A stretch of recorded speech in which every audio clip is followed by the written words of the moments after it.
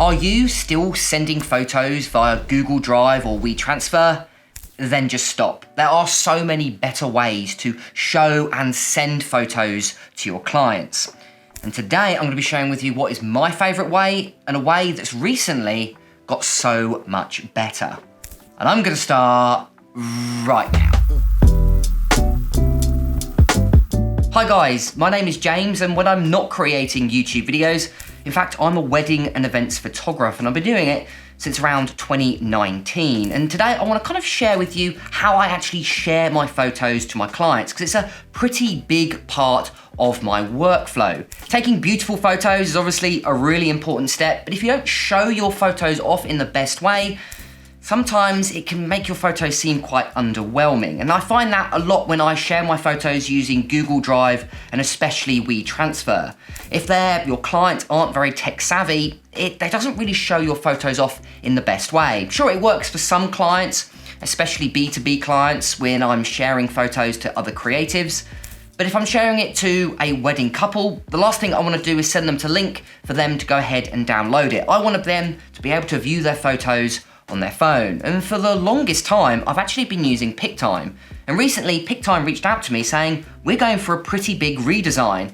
Would you mind having a look? And today I'm going to be sharing with you Pic-Time 2.0. Now, Pic-Time 2.0 introduces some pretty major improvements across their entire client-facing platform, from gallery design, gallery covers, as well as the gallery experience. So I thought I'd share with you what's new with Pic-Time 2.0 and why it is my favorite gallery sharing platform. Now, to show you what's new with Pic-Time 2.0, I'm currently working on a wedding gallery that I'm just about to send to the client. So I thought I'd share with you the customizations that you can do to the actual gallery, as well as what the gallery will look like with the end result. So this is my Jessica and Luke's wedding. Now, I've actually already loaded everything up.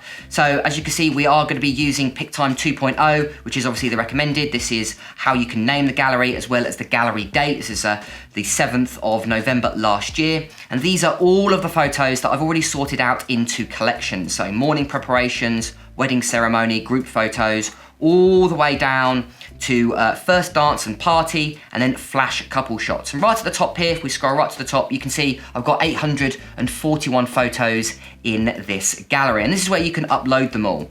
But the big improvement is going to be in the new design. And you've got full customization over the typeface, over the color, as well as how your photos are actually displayed. Previously, we had some customization over like the front cover page, like the type of photo, the focal point of that image, as well as some slight color alterations, but it's gone a whole lot further with Pic-Time 2.0. So for example, we've got the look and feel at the top, and you've got these 9 different varieties. These are like presets basically to certain looks. So it kind of matches the font to the color, for example, and it kind of does it for you. Or you can go into the full customization and customize it depending on how you want it. So for example, we've got the classic, we've got the fine here, and on the right-hand side, it kind of shows you a little window of basically what it will look like, a quick preview. We've got minimal here, which is quite nice, but my favorite personally, after looking through all of them, is soft, as it creates this really nice animated front page here. But let's say we want to customize it a little bit further. Well, all you need to do is go ahead and simply click customize. Now, you've got 6 typefaces you can choose from. So for example, we've got Garamond, which actually is the typeface that I use on my website. So it's quite nice that if a client sees some photos and reads some words on my website, the gallery that they actually get sent uses the same typeface. It feels very uniform, which is something I really like. You've even got control over your font icon and weight. So we've got bold, we've also got light here, which actually I really like. And then you can even control things like, for example, your element shape. You've got rectangle, rounded, pill.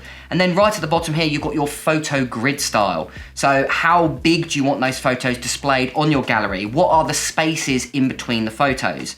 So for example, if you want a nice big space, you've got a big amount of space in between your photos, or you could narrow that space down even further. I like going for a little bit of space, but not too much. And then I actually like dropping it down to small photos, depending on the type of wedding. This one, I've got quite a lot of photos, so I'm probably gonna go for the medium amount there.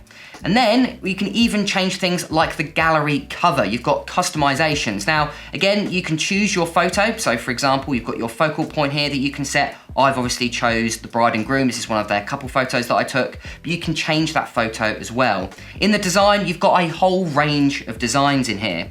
So you've got the classic design, which is one of my favorite ones, but you've also got ones that are now animated. And this is new to Pictime 2.0. Previously, it was just a photo in kind of like a colored box, but now you can actually animate the photos. So you can have a whole range of kind of carousels of different photos that Pictime has selected. To be honest with you, I'm just gonna go for this one, which is this like moving circle shape icon. It's quite cool, but I'll probably alter it depending on the style and theme. Every single gallery can look different, which is something I really like. Now, underneath here, you've also got these headers. Now, the headers are basically where that top, where you can see it says morning preparations, what that will look like. You can have ones that integrate photos, which are not my personal style. I prefer just having the type, but you've got all different ones that you can kind of cycle through. So I quite like this one with the line. And every time you've come across, so for example, if I click wedding ceremony, if I scroll up, you can see we've got these gallery headers. And this is basically how you can design it. Personally, I'm probably gonna go for this one. It's my favorite. But again, it's something that you can completely change.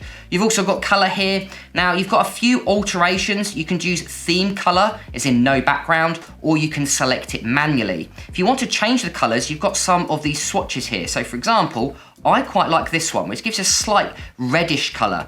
But what's nice is you'll be able to change the color palette depending on the photo that you've got on your front page. So for example, maybe you're shooting a photo or a wedding that's quite blue or quite orange. You'll be able to adapt it depending on the color theme. You can even go for quite dark themes as well, which actually I quite like this. Maybe if we went for a green one.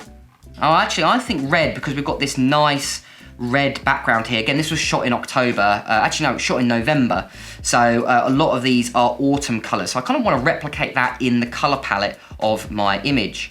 And then once you've done all of that, you can go ahead and send it to your client. This is a big, big redesign. And what I can do is actually show you, if I click simply preview gallery, you can see what the client will see. This looks amazing. Now you've got these little shortcuts at the top. So for example, if I go ahead and click on wedding speeches, it takes me to the wedding speeches, as well as I've got all my family and friends or candid photos. The client can now go ahead, click on these images and then cycle through it, which I really like.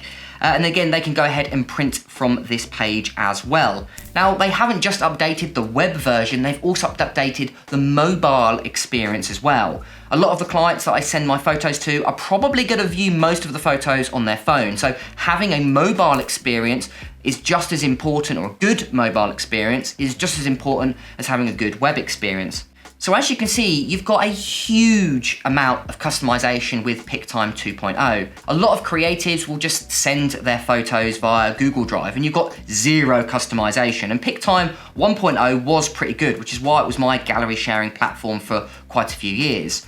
But now with Gallery 2.0, I can now mirror a lot of the look from my website. So the look and feel of my photos will match the look and feel of my website, which really makes a lot of my work feel very uniform, which for me is really important. Thank you to all of my YouTube members that are currently supporting the channel. If you guys want to support the channel and get some awesome perks, including free Lightroom presets, then make sure to go ahead to the link in the description. I've been James for Photo Fever, and I'll catch you guys next week.